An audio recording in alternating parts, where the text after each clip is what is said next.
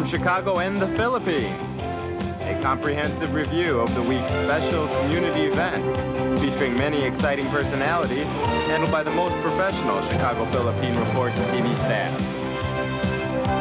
Good afternoon and welcome to Chicago Philippine Reports TV, still the #1 in all the Filipino shows in the Midwest. And I'm Joe Mauricio.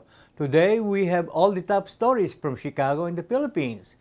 We also have our segment host, Veronica, interesting interviews with Melody Rabor Dizon, our Health Matters host, and Joe Mauricio, myself. And I would like to introduce to you Janet Jordy, our new host from Milwaukee, Wisconsin, introducing her Global Inspirations interviews. We also have happening within our own Filipino community here in Chicago. All these are coming up and more from our sponsors. Please stay with us. They made America home, and they deserve to be counted. They marched for us so we can be counted. They did whatever it took to raise and protect us. For generations, we've built this state and this country, either by working long hours or studying through the night, to make a home for ourselves, for our families, and for our future. As we think about the next decade and everything it will bring, we need to make sure our children have every resource available to them. The census is our chance to do that. It's our chance to shape our future. It affects funding for schools, healthcare, public transportation, and determines our representation in Washington. We can't wait another decade, and we can't be overlooked. But time is running out. Fill out the census and be counted today. It's safe. It's confidential. Go to my2020census.gov to fill out the census today.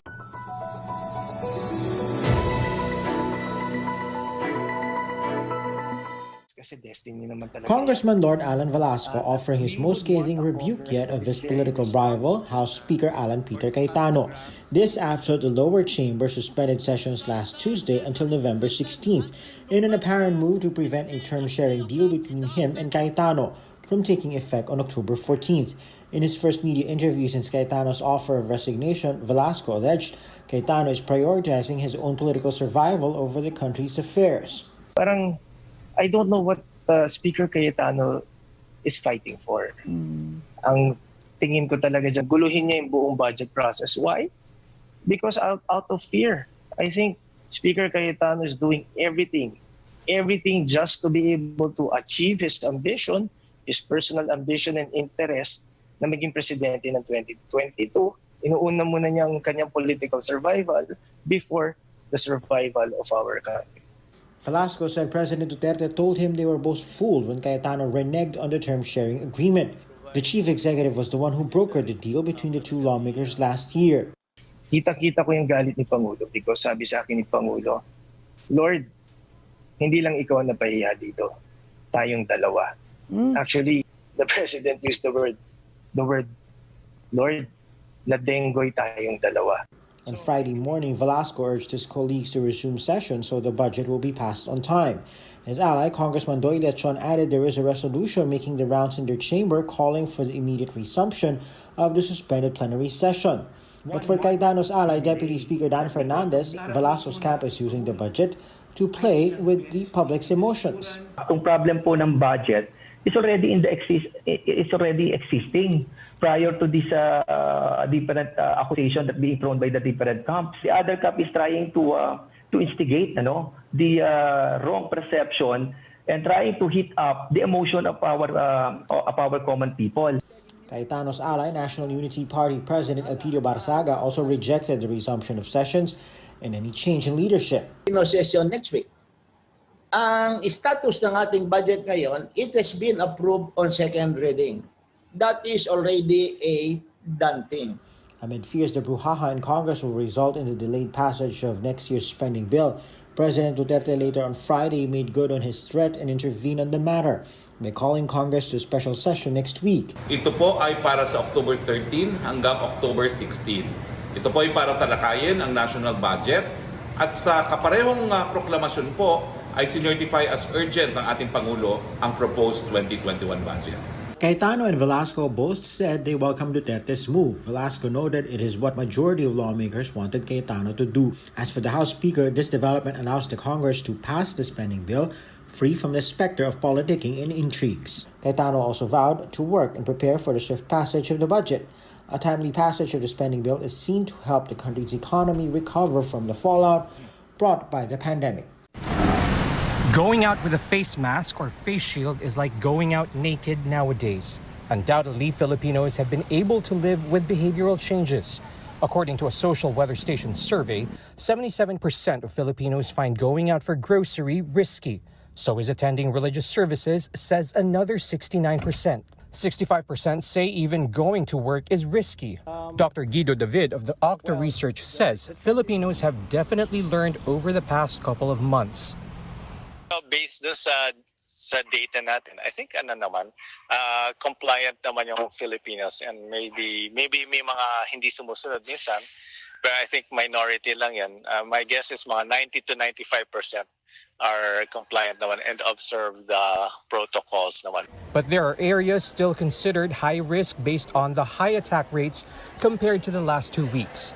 This is why the Octa Research Group continues to recommend strengthened testing, tracing, and isolation in these areas. They're at critical levels in terms of healthcare, and I think, and we think that is a major factor in our recommendation to revert them to a more strict quarantine. Yeah, I think it's feasible because we did it before sa Cebu, and look what happened. Yung Cebu, we actually now consider it a low-risk area. The Philippines logged less than 3,000 new COVID infections for the 5th straight day, while over 1,000 more patients have recovered from the illness. The Philippine Health Department continues to monitor developments on COVID-19 vaccines. Meron na ho tayong 6 pharmaceutical companies na meron ng signed na confidentiality agreement. And therefore, we can already exchange documents for evaluation para maumpisahan na ang pag-aaral, para masabi na ng vaccine expert panel if it is okay for us to go ahead and give the clinical trial clearance for these companies. The agency also gave the go signal for the recruitment of Avigan clinical trial participants. The trial may begin as early as next week. The study aims to test if the anti-flu drug Avigan is also effective against COVID-19. Clinical trials were supposed to begin back in August, but it was delayed due to issues with paperwork.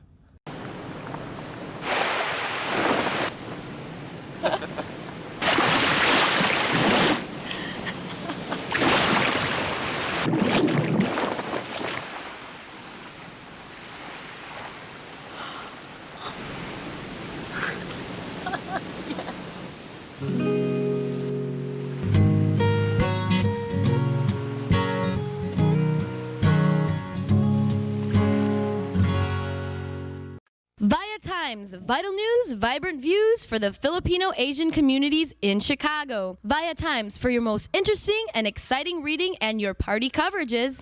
Via Time has very interesting columnists. You name it, Via Times has it. Law, Filipino news, dentistry, immigration, humor, serious opinions, health, beauty, mysticism, Bata Corner, showbiz, and intelligently written editorials. Call Via Times at 773-866-0811.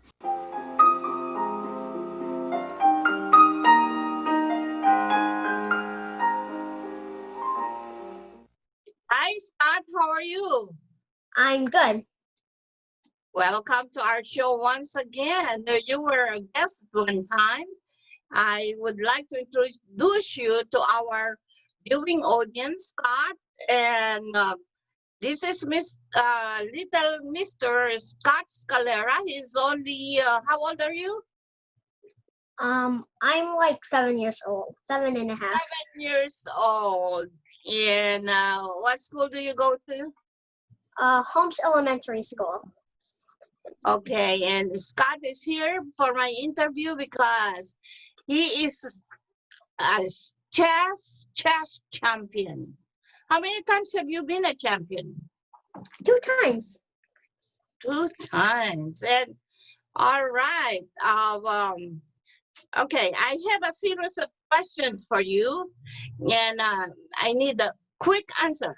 Okay, these are very, very good questions and need good answers. Okay, number one. What do you like most about playing chess? I like most about playing chess is thinking games, and it also helps me to focus. And chess is so amazing. I love it. And what is it that you find challenging or hard playing chess?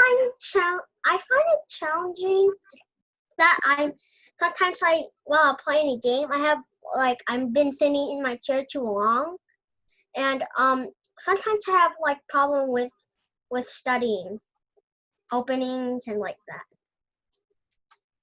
What? Okay, you have won how many championship in your tournaments?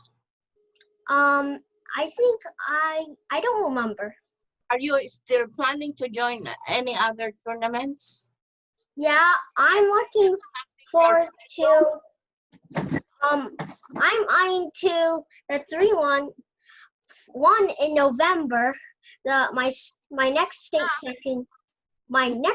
championship, and after that month, December, which is my birth month, is my national championship.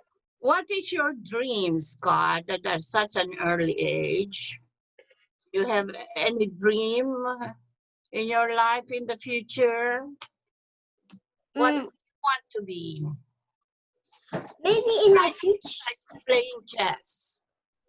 Maybe in my future, my dream is to become a super grandmaster and to be like a world champion.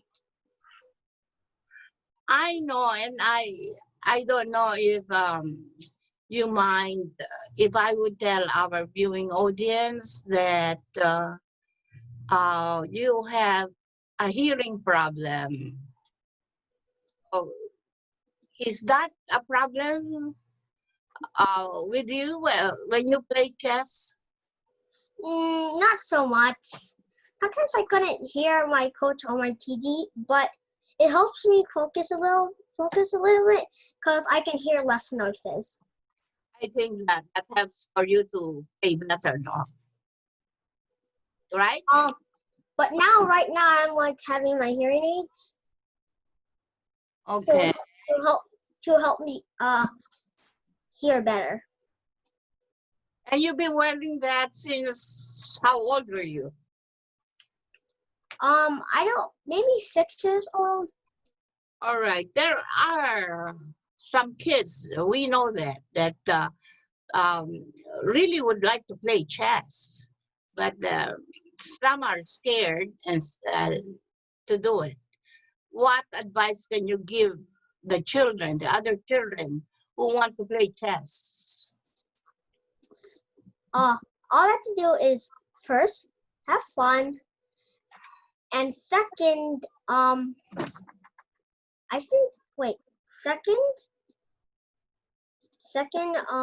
is I think third was keep trying, fourth was keep training, and fifth was thankful. I think the number 2 was enjoy what you're doing. Enjoy what you're doing. I mean, you enjoy when you play chess, right? Yeah. Particularly. What do you consider at such an early age as your greatest achievement? I have 2 greatest achievements. My first one was when I was a 2-time state championship, and the last one was recently in August in that K1 Chess Kid championship. Okay. About your hearing problem or obstacles, is that really a big problem in your everyday activities or even when playing chess? It's not really a big problem. It's not a big problem. Mm-hmm. Yes, you've gotten used to it, right? Not a big problem at all. And not, when you do your daily activities, How is it? It's like in school, daily activities in school. I feel like so good. I love it. When you won your first tournament as a champion, how did you feel? I was like feeling so awesome and like a hard worker. Awesome, really awesome, right? Mm-hmm. You cannot forget that. How about your feeling when you lose a game? I feel when I lose a game, I feel like I was maybe sad, and I was feeling like I'm so challenged.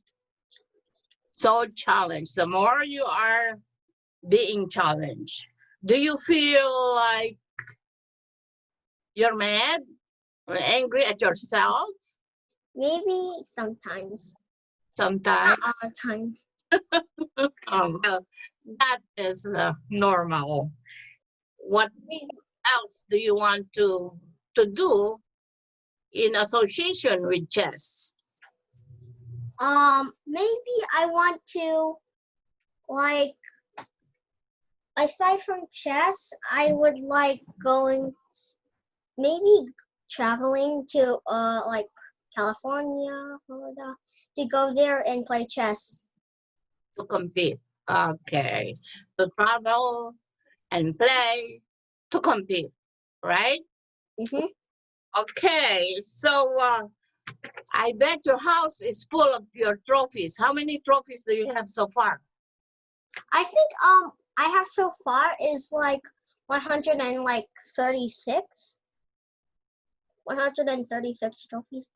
I think I don't know how many medals or ribbons I got, but I know I got some cash. Do you remember all of those where you won those trophies? Do you have a picture of all those trophies? Where do you put them? In your bedroom? No, I put them in my living room where I usually like watch Your TV. living room. Okay. How often do you train or practice chess? Because remember, you go to school full time. Do you go virtual school right now?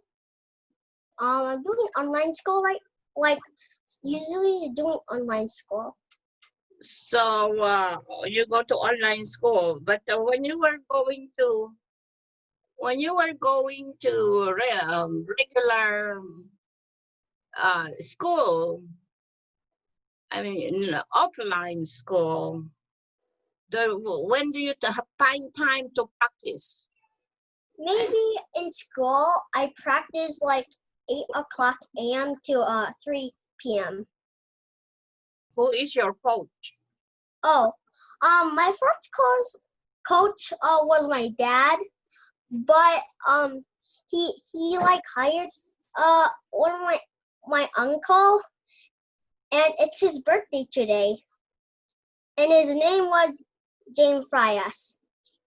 Until what age do you want to play chess? I really never want to stop chess because chess is usually one of my favorite sports because I love thinking games and board games.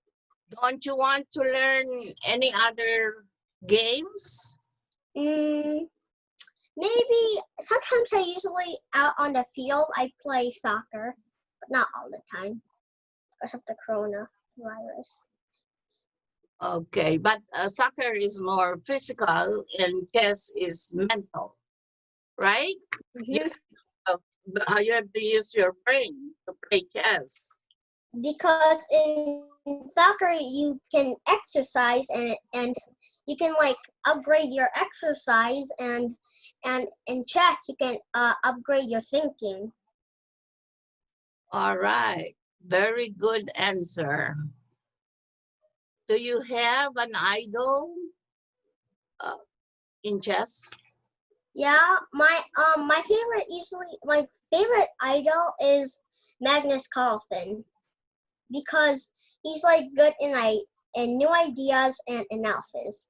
How do you consider yourself as a chess player? What type of chess player are you? My I'm an attacking player and a tactical player, but sometimes I usually do conditional. You know what? At such a young age, you really are so smart, and telling you, very, very smart. That's why you're a chess player. Okay, aside from chess, what else do you like to do in real life? Sometimes I usually like play with my toys and take care of my brother and do treadmill for like 70 minutes. You like school, right? Yeah. And what is your favorite subject in school? My most favorite subject in school is to do reading. Reading's for my favorite because like I usually have to read like words, and words are my like favorite thing. Usually also writing. What words of advice can you give the kids out there who want to play chess like you? Maybe like have fun, enjoy chess a lot, and just like keep trying and keep training and be thankful about chess. Do you consider yourself a really smart kid? I actually do. Yes, you do. Mm-hmm. All right, very good. And do you think you are really a good kid? Sometimes I'm naughty. And okay, are you willing to teach other kids how to play chess? I think yeah. Sometime when my brother's like 3 or 2 years old, I can teach him. Okay, very good. And what else? You want to say thank you to some of your friends and teachers, and who do you want to say thank you right now? Say thank you to my classmates and my teacher and everyone, and to my whole school. All right, Chris. Scott. Yes. I thank you for gracing our show today, for answering our questions, and for sharing your latest championship or wins from chess with our audience. And I always enjoy talking to you, Scott. You're really such a smart kid. And okay, thank you for gracing our show. Until next time, when you win another championship, I would like to interview you again. At maraming salamat po sa inyong panonood. Ako po si Veronica. Enjoy the rest of your weekend.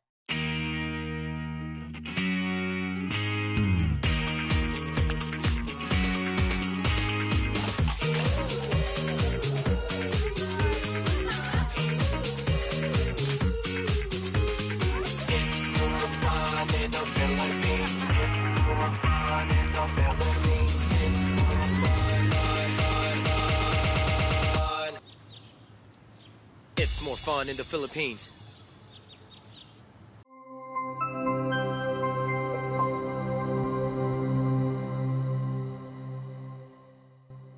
Good day, everyone.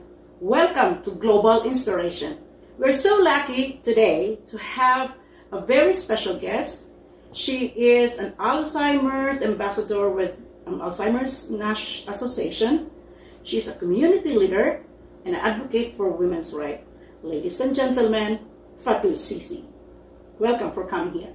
Fatu, I have been to 4 events with the International Women's Day, and I know you and your group is so active about having one gathering every year.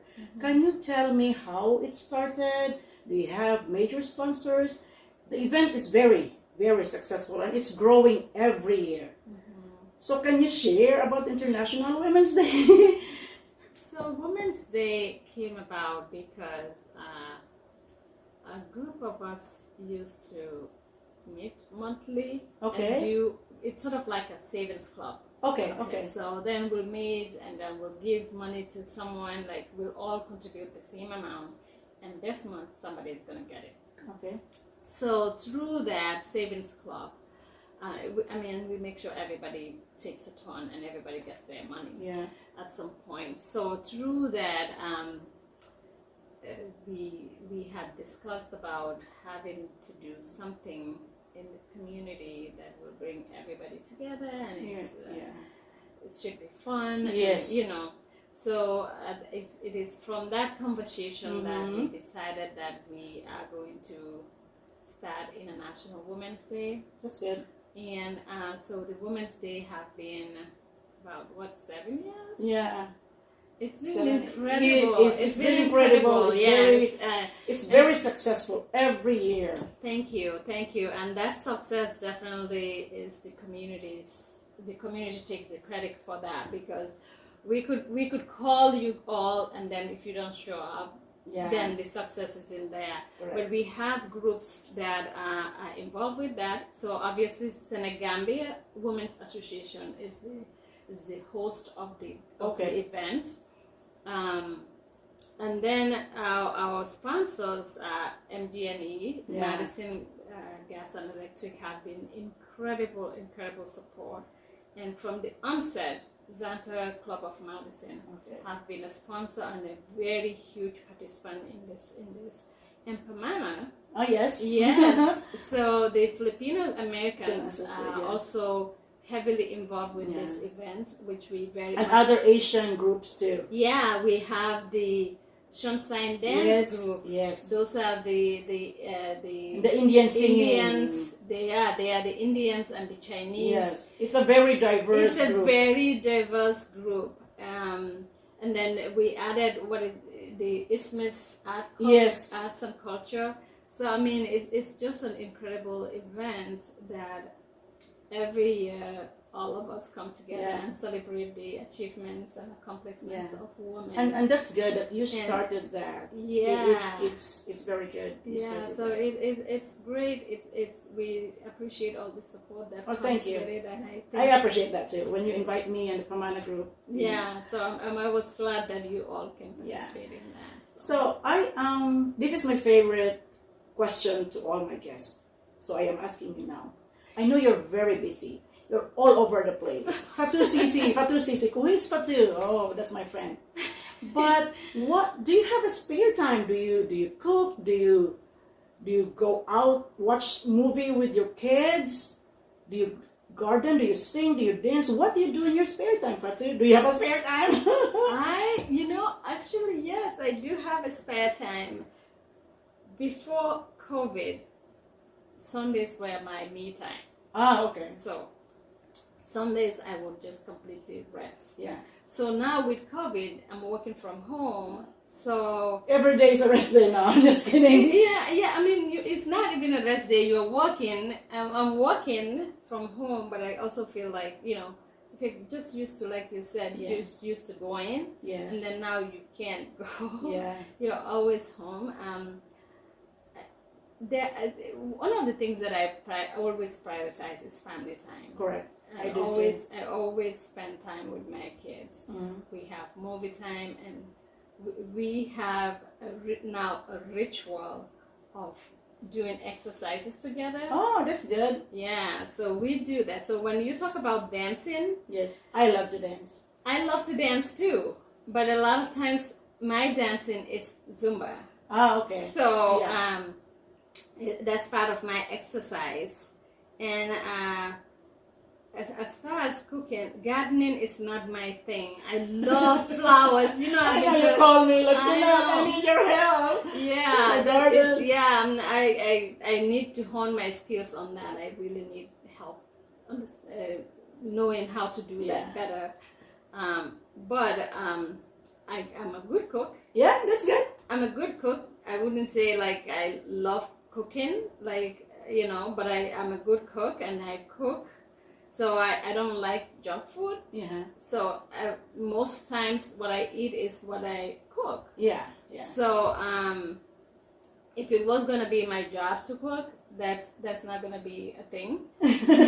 But for my own eating, I do cook because I love eating healthy. Yeah. Yeah. So how many kids do you have?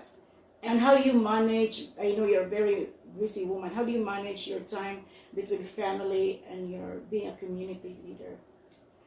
You know, I do, like I said, I do prioritize my time with my family, my work, and my activities in the community.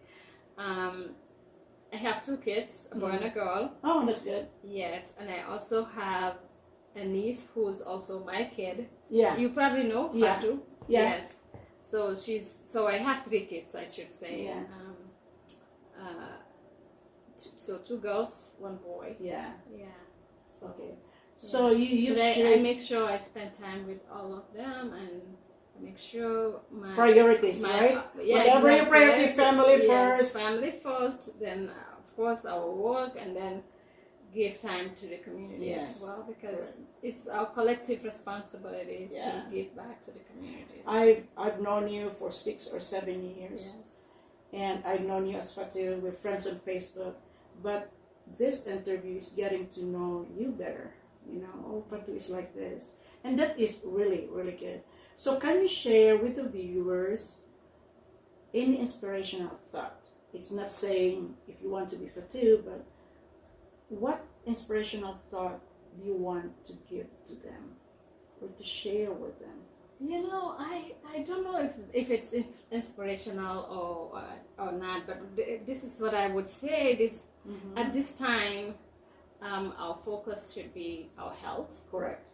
I agree. With everything that's going on, we need to really prioritize our health, and we need to be responsible individuals, responsible community members, and that also means that we need to practice all of the guidelines that are put in place for the current time, because there are people who just want to be out there. Like, you know me, I want to be out there, but I'm guarded this time because I need to be guarded to not be everywhere, and to also practice getting my mask on, to wash my hands if need be, to distance. to put the distance, and then to also do my face shield if I need to. Yes.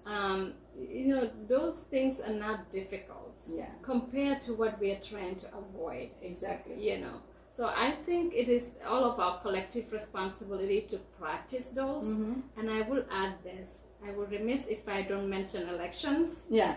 Because it's right at the corner. It is. In the next few weeks, we'll hit the primary, and then next couple months, we'll get to the national election. It is so incredibly important, and I know this is true for every election, but this election not only demands it, it requires that we all participate in voting. Correct. We have to vote, and we not only have to vote, but we have to vote for the right candidates. Correct. Because we see what's happening right now. It's not the America that we want to come to live in. Things have changed to a point. It's like, is this the same country I had always wanted to be, to come in? People are running over here for their freedom. Correct. And to see protesters even be bombed with National Guard or, you know, people in uniform, that's not the image that America should be portraying. So, and we can change that. Yeah. And the only way we can change that is through voting. I will tell your audience to please vote. And the audience could also, though, do a actual voting, or you can do it as an absentee. Absentee, voter. yes. You can do either or. In this pandemic, I did yeah, already mine, so I yeah, did yeah, absentee. yeah. So I recommend that you do Do absentee. Me too, I am an absentee. Yeah, so, but absentee. if you didn't, you like to be Going on the there, ground, no, please, no. by all means do it. Vote. Yeah. So Yes. thank you very much, Fatu. I totally appreciate you coming here. I know we have some problems because of GPS, but that is okay. You are here, and this interview is very successful. To the viewers, this is Fatu Sisi, and she is a community leader, an advocate for women's rights, and also an Alzheimer's ambassador. Thank you very much. And Thank you for having me. yeah, and for the viewers in Global Inspiration, be seen, be heard, and be an inspiration to the world. Thank you very much.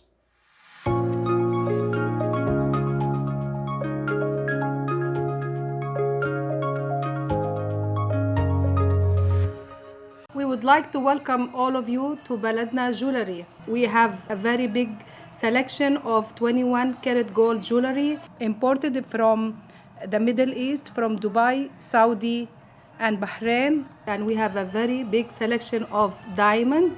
We offer free financing for 6 months, and we have a layaway system which you can leave your stuff for 3 months. We repair gold and we buy old gold. Welcome to Baladna Jewelry. Salamat po. Good afternoon, everyone, and welcome to Cprtv News.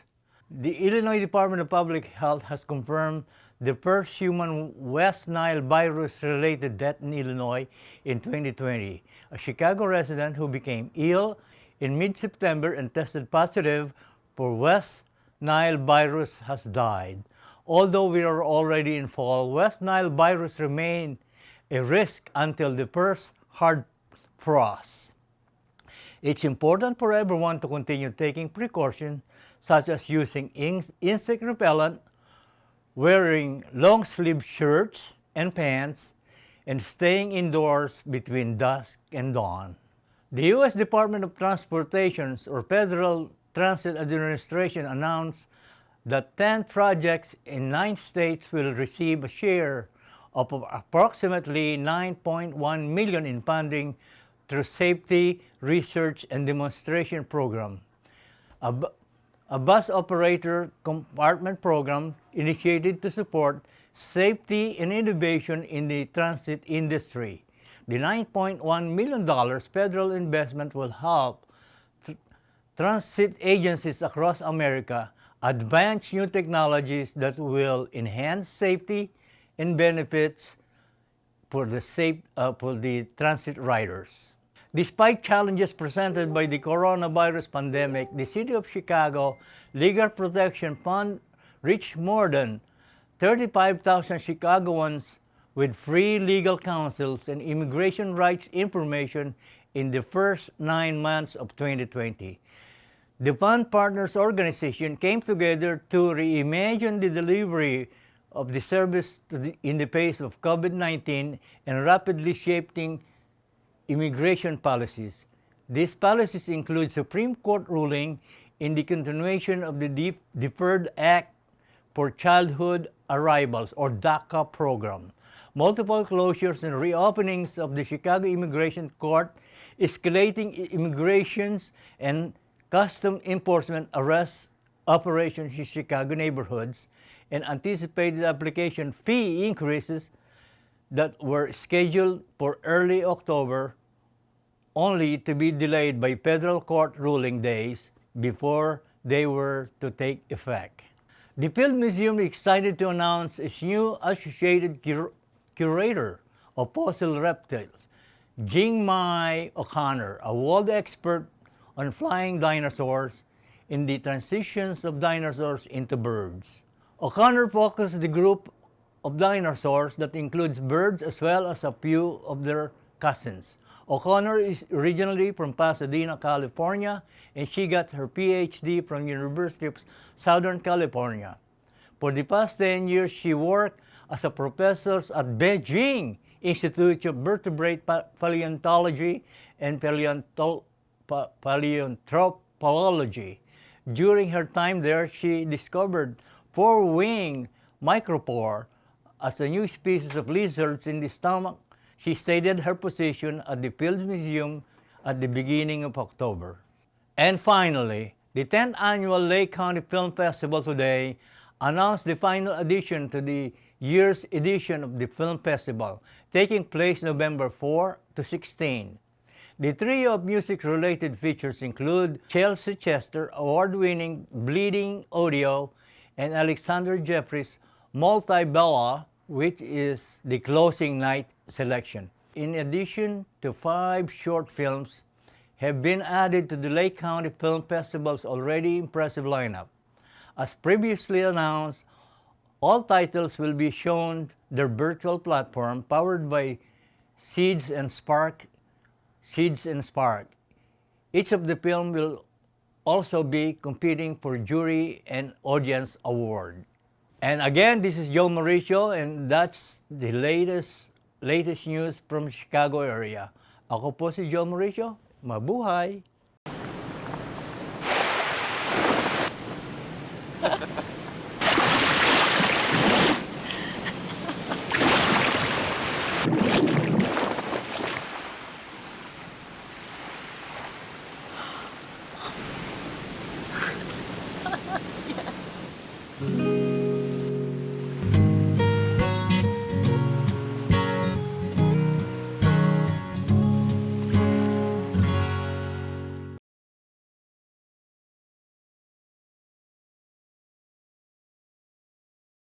Yay, thank you so much, Nick. And I'm so impressed with the Filipino community. Let's have a hand because you guys rock.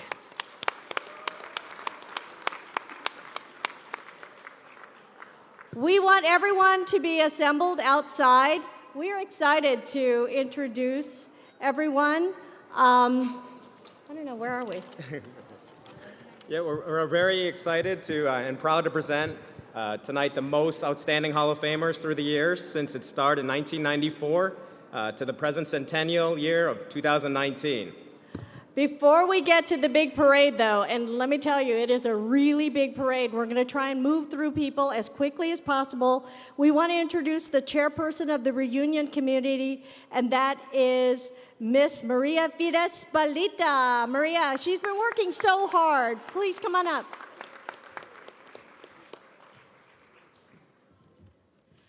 Thank you, Nancy. Good evening, everyone. It's been quite hectic, but thank you for bearing with us. At this time, we're going to get ready for the grand reunion.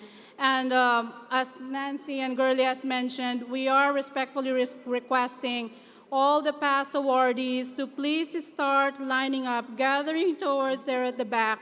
We have 7 volunteers from the International Society of Filipinos in Finance and Accounting, and they will be holding your years, your respective years, and you will be lining up, and we will be calling you by your respective years. We are starting with 1994 coming into the room, and that year, the Hall of Fame included Edith Ardiente, Virgilio Johnson, as well as Susan Silvano. Thank you. Hear it for 1994. 1995 awardees included Elsie Nibar and Constante Tagliamolina.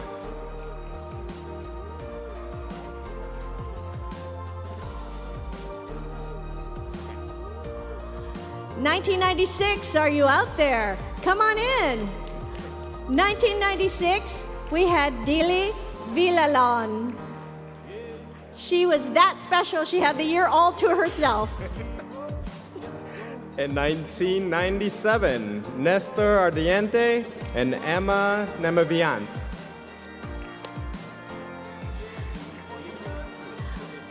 I hope 1998 is coming in. 1998 coming in? 1998, we awarded and inducted into the Hall of Fame Met Castello, as well as Girly Pascual, who's been up here emceeing. But that was 1998. In 1999, we had Secretary of State Jesse White. I don't know if Honorable Jesse White is here, but he was. I see 2000 standing by. 2000, come on in. That year, we had Nestor and Elsa Castillo, Maricar Madrid Crost, Cornelio Orbodo, as well as Jerry O'Connor and James Jojo Stegan. That's year 2000. In 2001, we had Israel Desierto, Dr. Rupert Mayoga.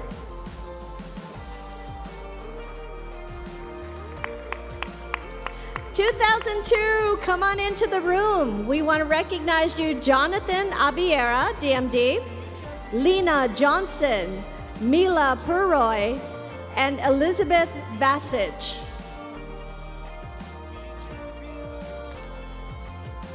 In 2003, we had Robert Chavez, Nanette Miranda, Gloria Simon, and Rebecca Sai.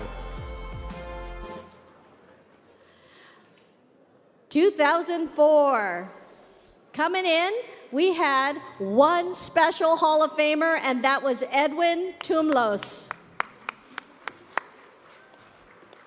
2005 past awardees, Roger Odiamar, Jose Olima, Dr. Mila Deloy Pere, Dr. Cesar Pere, and Melissa Vasich.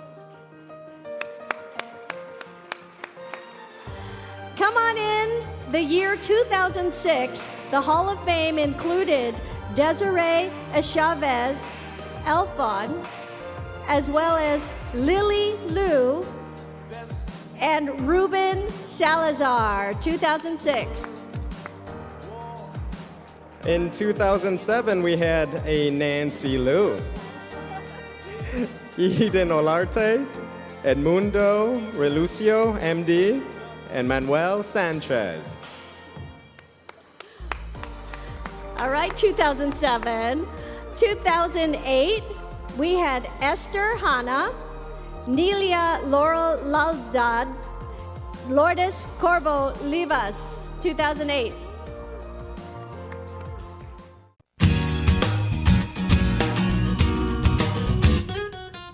Magandang hapon po sa inyong lahat. This is Melody Dizon, your Health Matters host. And today we will be talking about election stress disorder and how real it is. But here's how to handle and how to know if you have it.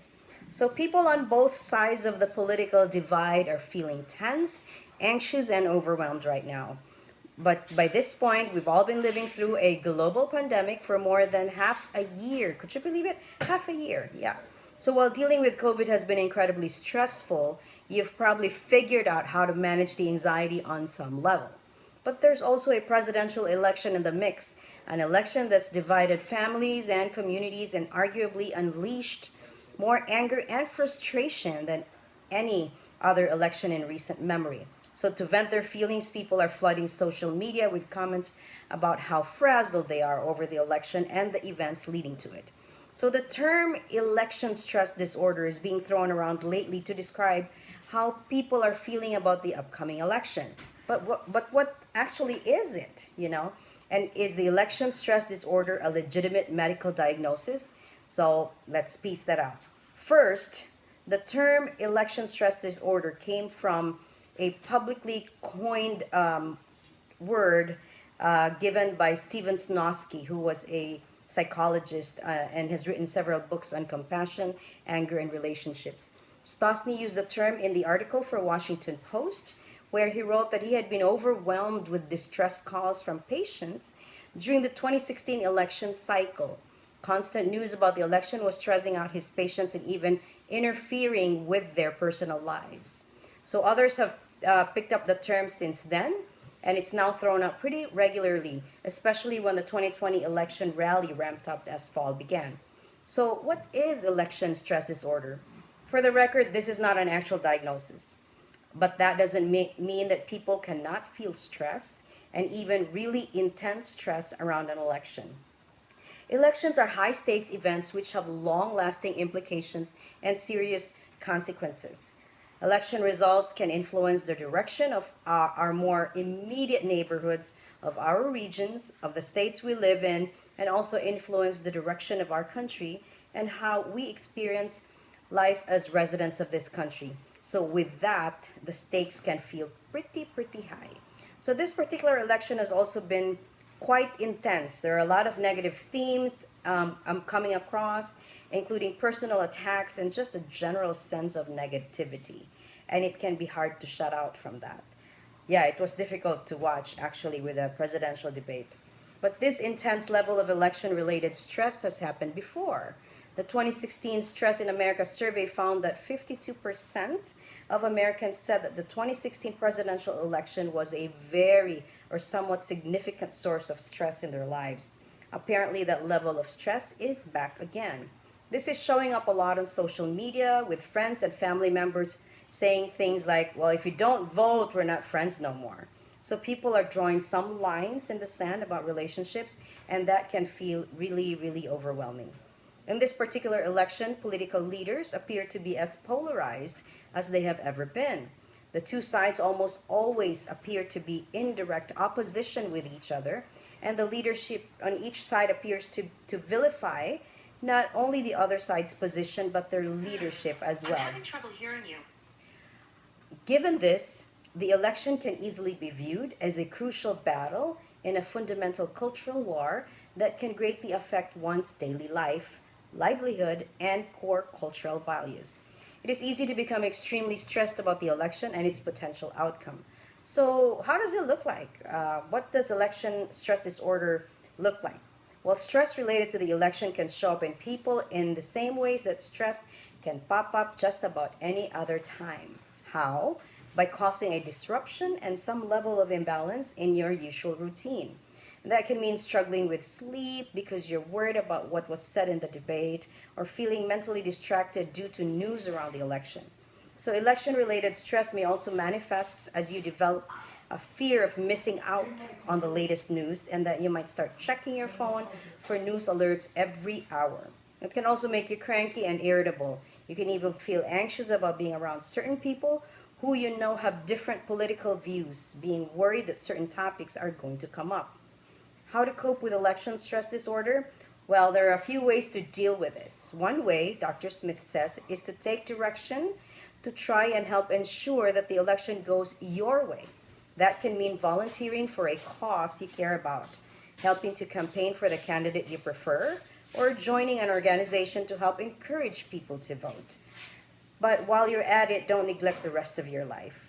Try to strike the right balance between being involved and active in the political process and still maintaining a well-rounded life that is filled with other interests and activities.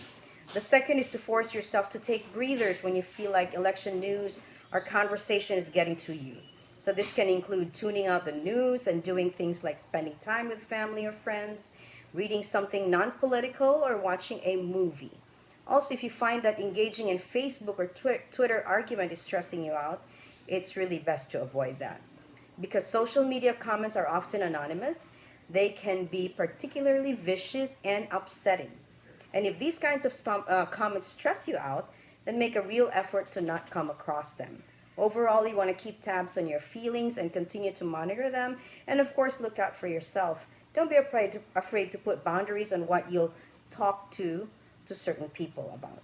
So if you're feeling so stressed out these days that you find you're not functioning well, you may want to consider taking a licensed mental professional help. They can help you learn tools to manage your stress levels better. So folks, I've given you some information regarding how to spot if you're having election stress disorders. I know it's a pretty tough thing right now, when you listen to the news. But most important thing is that you vote, you practice your right to vote, and remember that we're not voting for the person, but we're voting for the issues that they're fighting for. So this is Melody Dizon, your Health Matters host. Magandang hapon po sa inyong lahat. God bless you all. Bye-bye. They made America home, and they deserve to be counted. They marched for us so we can be counted. They did whatever it took to raise and protect us. For generations, we've built this state and this country, either by working long hours or studying through the night, to make a home for ourselves, for our families, and for our future. As we think about the next decade and everything it will bring, we need to make sure our children have every resource available to them. The census is our chance to do that. It's our chance to shape our future. It affects funding for schools, healthcare, public transportation, and determines our representation in Washington. We can't wait another decade, and we can't be overlooked. But time is running out. Fill out the census and be counted today. It's safe. It's confidential. Go to my2020census.gov to fill out the census today. And now we came to the portion of the show giving shout out to the October birthdays. Again, we have Ludi Bustamante. Happy birthday, Ludi. Visitation Tan, mother of our friend Nick Vera Perez, and also Nick Laconico. Happy birthday, Nick. And lastly, our friend, how could I forget? Mr. Isla Filipina, Ray Espiritu. Happy birthday, Ray. On a sad note, we would like to announce the passing of Father Recto Vasquez and Father Sonny Ramirez. Oh my God, both a spiritual person. Again, our condolences from the Cprtv and Vaya Times family. And lastly, Happy Filipino-American History Month. We are celebrating for the month of October, wishing all Filipinos and non-Filipinos happy historical month. Mabuhay!